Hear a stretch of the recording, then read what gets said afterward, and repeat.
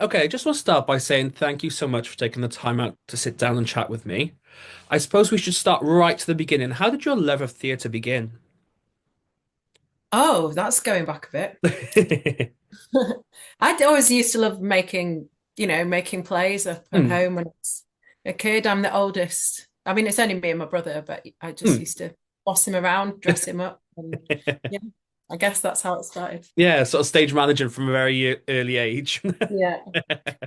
And so then what made you sort of take that sort of childhood hobby into actually a profession, into a job, into a career? Um, well, I didn't start pursuing it as a career until I was 30. Hmm. Um, and it was because a friend of mine died at Okay. 29, and it really like Hmm. a bit of a wake-up call to me Hmm. that And that sort of triggered you to start writing down your sort of your experiences and stuff? no, that just made me think, what am I doing with my life? You Hmm. never know. You never Yeah. know when it's going to end. So I just started training, doing courses and Hmm. getting experience. Yeah. And sort of from that training, then obviously you've created your show, The Beauty of Being Heard. So what is it about? It's about a woman called Hannah Hmm. who's decided to go and live as a sheep. No other explanation. That's it. Full stop. So where did that like idea come from then? Where did that inspiration happen? Um, when I was because I went to circus school Hmm. in Bristol, and we're on the in the spring we had to do like a spring project, and I Hmm. ended up doing a piece about a load of magpies, and I dressed up in a really DIY costume as magpies and wandered around the stage. And I didn't create anything for a long time after that, but when I realized I did want to make work, I was like, okay, well, magpies worked. I wonder what other animal I could do. Hmm. I love walking. I love going in the Yorkshire Dales and Hmm. disappearing by myself. So I'd often see sheep. So I thought, oh, well, if I did something about sheep, that would be an excuse for me to just go off walking in the Yorkshire Dales. So I chose sheep. So from magpies to sheep then. So obviously why are animals so important? Why do you find inspiration with them so much? You need somewhere to start when you're Hmm. making work. You've got to have somewhere. So because magpies worked before, I can't have. Oh no, I think I wanted to do magpies initially, just because whenever I see a magpie, I do Yes, the. yeah. And then I was like, no, but that's unfair. Like magpie, they're more than that. They're more than just like one for sorrow, two for joy. So I wanted to like give them more character. So that's how magpie started. And then yeah, I just thought I wanted to make something else, but I just didn't know where to start. And Hmm. animals seemed like a nice place to start. Yeah. I'm not Obviously, obsessed with animals or anything. as a proud Welshman, obviously sheep are really important to me. Yeah. So what is it like taking on the form of a sheep? Like, what's that experience like for you? So from wanting to go off in the countryside loads to learn about sheep, like I did with magpies, I ended up doing most of my work like just Googling and watching Okay. YouTube videos and stuff. So there was I did see these guys in I think they're a French theatre company, and they dress as sheep. I think they're called les moutons, which is French for sheep, and Hmm. they really embody sheep. So I watched their videos quite a lot, but mine is not as um I'm not as embodied or as talented physically as them. So It must be really interesting though, playing an animal on stage. That sort of inspiration of sheep or magpies must be quite interesting to embody that while performing. yeah, and it's quite, it's humbling. You can't think that you're all really clever. It's good to like, just put yourself down, not put yourself, but just be like, I am, by the way, an idiot. Like, now let's get deep. But Hmm. as I am dressed as a sheep. So Hmm. it's quite fun to like, Yeah, do that. Sort of that balance. And I read online, lots of the reviews mention that sort of balance of sort of tenderness and funny wit and humorous moments. Something else they mention as well is that obviously the description of the show includes an autistic person. So Mm. why is that autistic representation so important for you? Well, it wasn't. I just made a show. And and then people kept saying to me, "Oh, interesting representation of autism." And I was like, "Oh, is it?" It just kept coming in. It kept Hmm. coming in. So then I was like, "Okay, We'll run with there's that. obviously something here, but it wasn't meant to be there." But it has Hmm. to be like, "Okay, Ruth, maybe there's something going on with you that you weren't." I suppose it goes back to that thing you said about sort of grounding yourself and going, right, that's what that comes across as, and that, obviously there's nothing wrong with that, and that's in, you bringing that character to life. Do you think that sort of slant has changed how you view the show? Yeah, Hmm. she was just a character to me, Mm. like who I love, um, who is a little bit of me, but not Mm. definitely not me, but Yeah. definitely like everything she says, I'm like, yeah, she makes a fair point. Mm. Um, I can't remember what your question was. So now that kind of people have been suggesting that there might be autistic traits, does that Yeah, change the way you view the character and the show? sorry for silence. It's okay, it's no problem. Um, I don't know. I don't know if it has. It's made me think about myself Okay. loads. Um, she was just like a quirky, enthusiastic um talker Hmm. anyway, and she still is, and I don't want to say that she is or she isn't Hmm. neurodivergent, although she probably is. But Hmm. yeah, I guess I just love her as much as I always did, really. I haven't, yeah, Yeah. I don't know if it has made me Well. really think massive. Maybe it has, and I'm just for, But I suppose that is sort of um again, humanizing ASD, in that it wasn't a character that you went, this is an autistic character I'm putting in the show, but rather yeah. just a character who happens to may or may not be autistic or show traits of ASD. I suppose that's a much more honest and sort of real perspective of the outside world. Yeah, and I'm not like I wasn't trying to do Yeah. anything other than write a story. Mm, Um, so yeah, if whatever has come out of it, if it speaks to people's heart, totally. then great. Mm.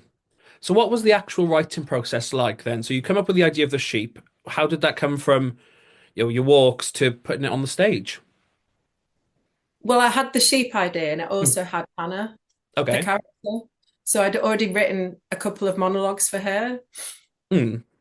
And when I went into the devising, like the week that I had dedicated to making the show, I had the sheep idea here, and I had Hannah here, Hmm. and it's like looking like, oh, I wonder how they could work because I Mm. had this other woman, Sheila, who's gone off to live as a sheep. So there was Sheila, and then there was like Maureen and Lisa, who were these other sheep, along with Sheila. So that was that idea. Okay. And then there was Hannah. But Sheila, like she wasn't as lovable as Hannah. Right. But I was like, Hannah's not a sheep person. Hannah's just a person who really, really wants to make friends. Mm. Hi, I've got so much to say.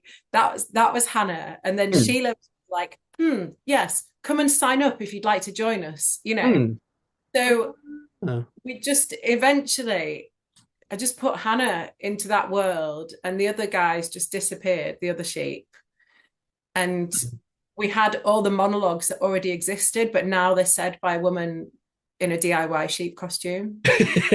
And obviously the name itself, obviously the beauty of being heard, you've got that sort of play on heard. So when did the name get introduced? When did you put a label on what this piece of theatre would be called? Can't remember. That's not a problem. There's kind of, again, that organicness of it. What I'll have to do is speak to my dramaturg, Mm. Dr. Murphy, who was the mastermind that, it's all my words and my Yes. idea. I cannot do structure and like Hmm. big planning, which might also be ADHD. But anyway, Mm. we're not whatever. Yes, totally. So I need someone to like Yeah. help me put the pieces together. So Georgia did that. So I think we might have been riffing Hmm. during the time that we had together in Manchester, and that might be when I came up with the name. Mm. But I can't remember. My memory is not great. That's not a problem at all. So obviously you came up with this idea and you worked with this partner. What was that collaborative process like? It was amazing. So I've got these monologues I've got on the computer. I've got ideas. I've Mm. got all these bits and bobs. And then I just take them to Georgia, and Georgia's like, right, okay, so we've got this. She puts that on a post-it and puts that here. And then we've got this, and we've got this, and we've got this. Right, we could do this. We could do them like this, or Mm. we could do them like this, or like, okay, let's improvise this. Do a scene around this. Like, what about you going crazy in the office, like before you leave? Okay, so we just like improvise this. I had a couple of other people in the room with me as well. And what about this? Okay, we need a song. We need a song about why sheep are great. Go. So like she just like put me on the spot, improvise this. No, not that. Yes, try this. Okay, and what if this and what if that? And then after all that, she was like, so this could be a show, but we'd need a song here. Okay, let's do that. We'd Mm. need this bit here. Let's just improvise. And then she'd film it quite often. And I did quite a lot of the writing from improvisations that had been filmed.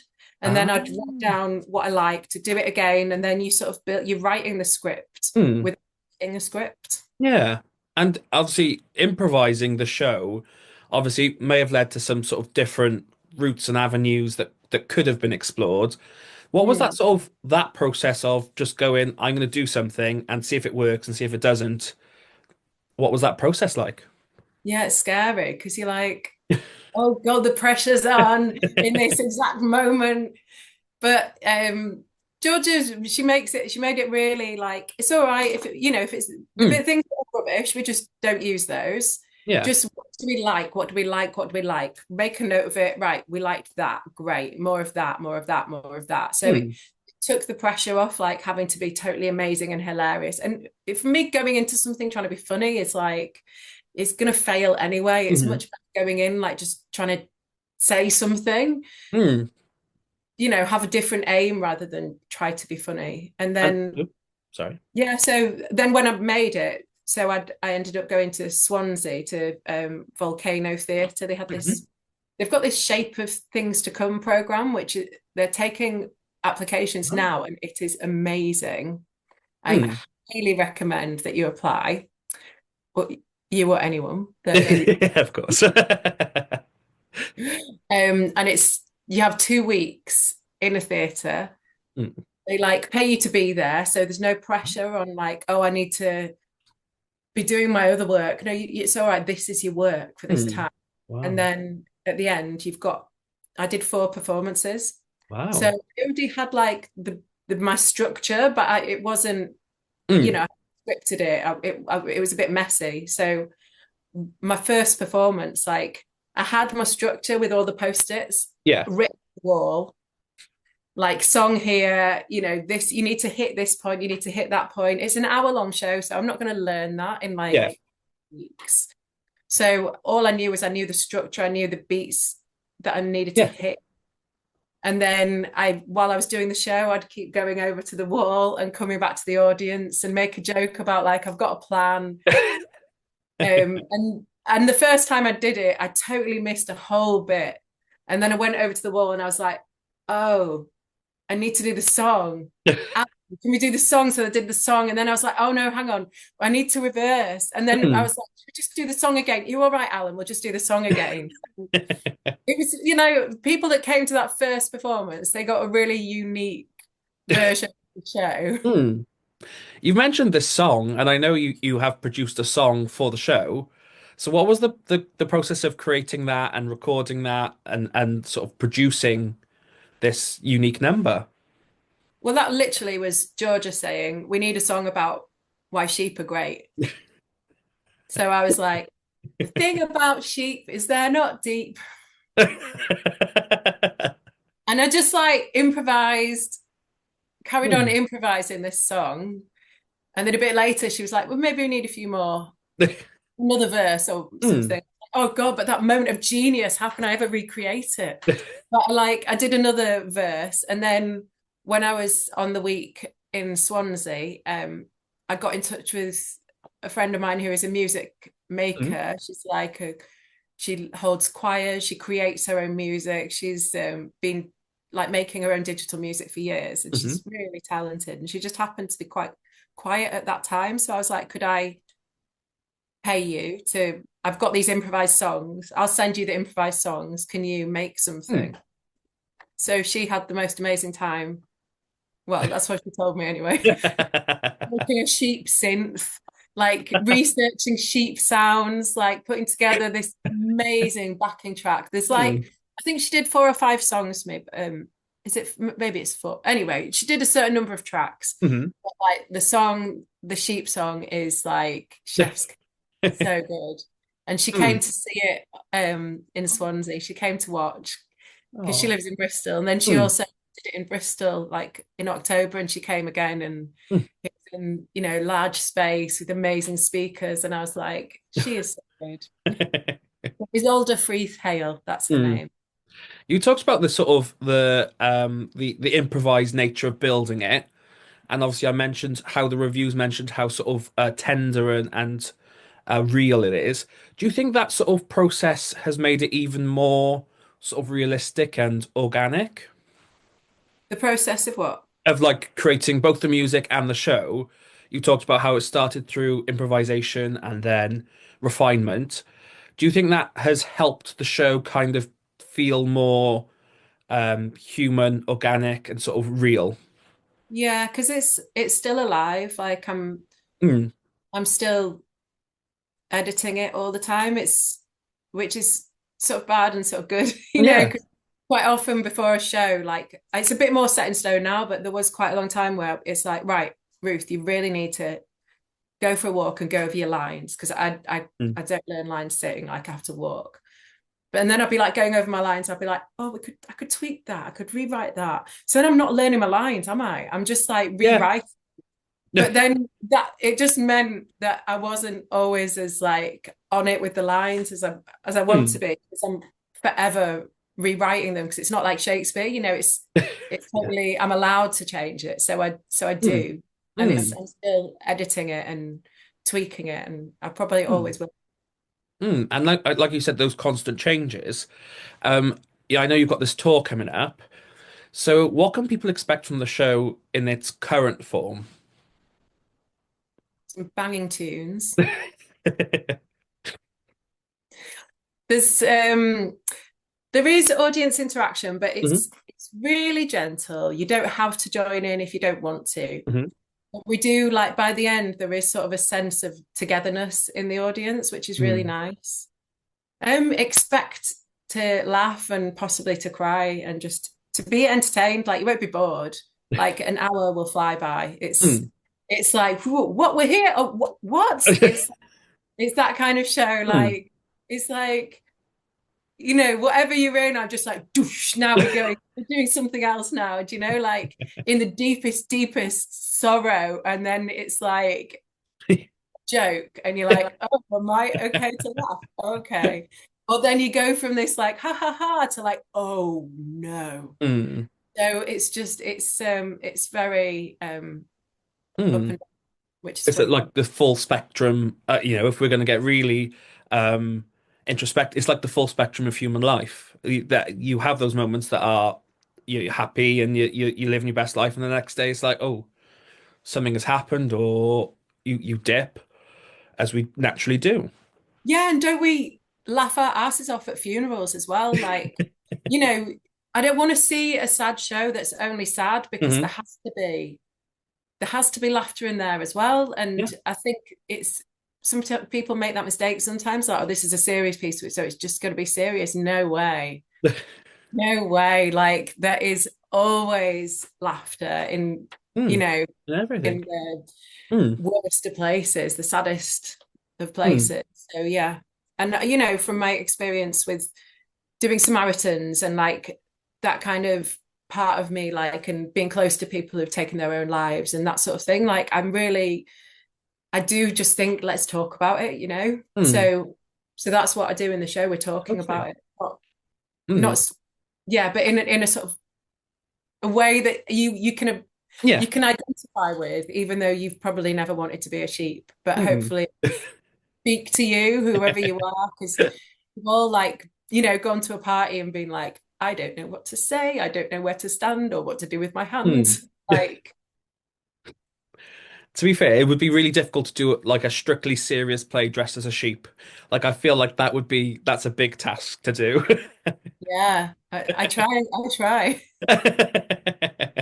So, I know I mentioned the tours, but where can people stay up to date with you and the show? I have a website. Okay. Oh yeah, got my own website. And no one else is called Ruth Burkoff. So Hmm. it's ruthburkoff.com. So that's easy to find out. Fabulous. I'll So put the link below so people can scroll down and click away as well. What if people want to stay up to date with you and sort of other theatre adventures you may have? I'm on socials as Ruth Burkoff. Not very imaginative. To be fair, it works well. You don't have, no one's going to take your name. You're never going to have the username not available. Yeah, exactly. I'm in London, Brighton, Glasgow, and Cardiff Mhm. coming months. I'm very excited because I plan to be at the Cardiff show, so I'm very excited to see the show. And Tickets are going on sale tomorrow oh, for Cardiff. fantastic! I'll put the link below as well so people can, check it all out, buy tickets. I'm really Um, excited because it's a new theatre, so it's all very yes, exciting. very very lovely theatre as well. So my final question is, what advice do you have for sort of new creatives looking to get into the industry? Find somewhere to show your work. Just find a 5 minute monologue place or a spoken word place. Just find somewhere. Look, everyone's different. Mhm. Like, you might say, oh, I get inspired by the trees, or like, I just get inspired by deadlines. That's the only way I make work. So just find yourself a deadline. Then someone's looking for monologues. That's how mine started, was Hmm. a monologue. Wow. Theme was darkness to light, and that was it. So that's where Hannah began, just from this. And it was just it's called Leeds Pub Theatre. Mhm. It's a community venture with like loads of really talented writers Mhm. involved. They do call outs twice a year for like 5 minute monologues or 5 minute duologues. And that was it. That was the kick up the ass that I needed. So yeah, just find yourself somewhere to show your work, and Hmm. then you have to do it. Yeah. So I said at the start, but I'll end the same way. Thank you so much for taking the time out to sit down and chat with me. As I said, I'll put all the links in the comments below so people can just scroll down and click away. But thank you so much for taking the time out to me, and I shall speak to you soon. Well, thank you, Rhys. It's been lovely chatting. Speak to you soon. Bye bye.